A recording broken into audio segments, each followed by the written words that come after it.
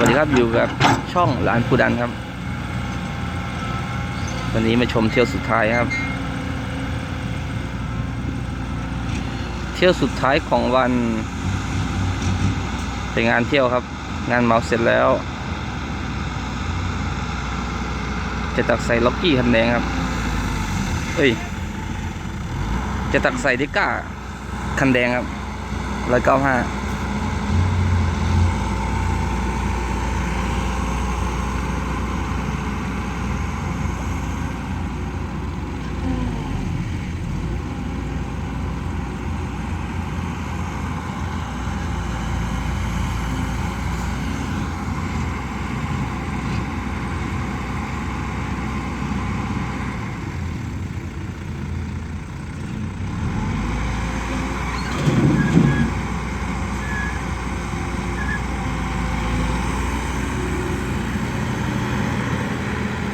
อันนี้มือสองครับ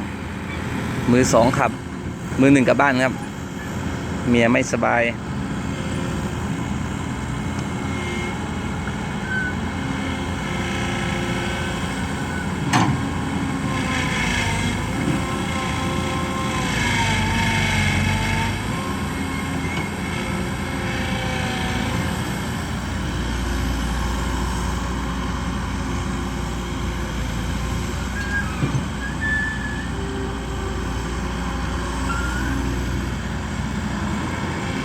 เหมือนเล่นฝุ่นมากครับวันนี้เล่นฝุ่นกันเลย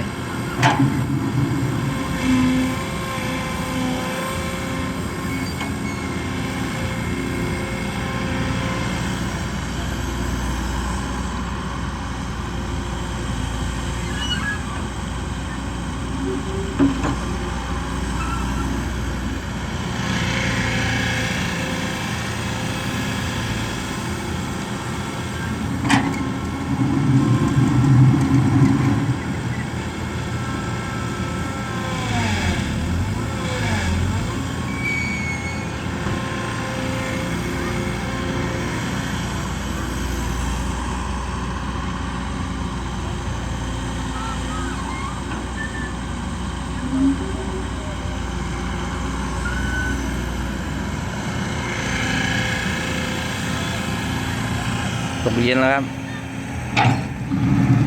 6 โมงเย็นแล้ว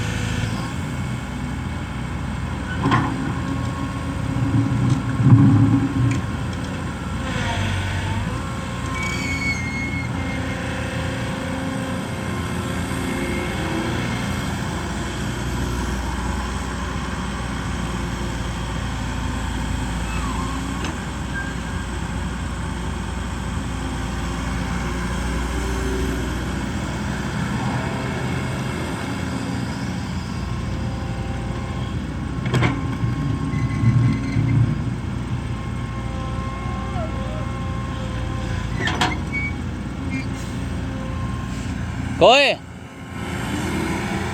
โกย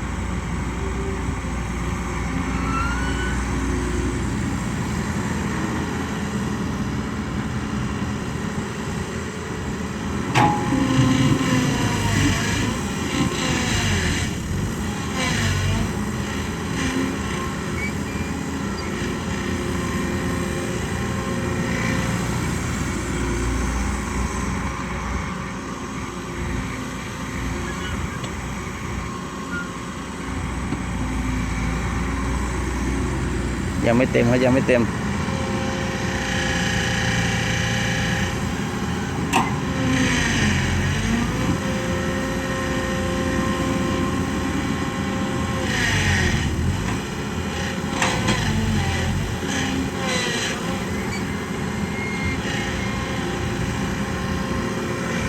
มือสองเราไปจะตักช้าหน่อยครับ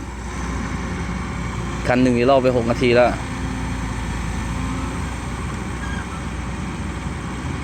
โอเคครับเต็มแล้วครับ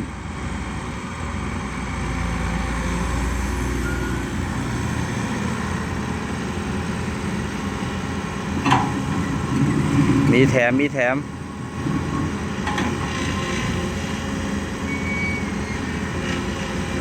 วันนี้วิ่งแต่เช้าวิ่งแต่6 โมงเช้าวันนี้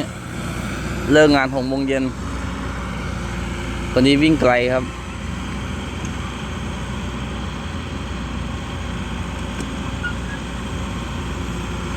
โอเคครับขอบคุณที่ติดตามช่องหลานปูดันครับ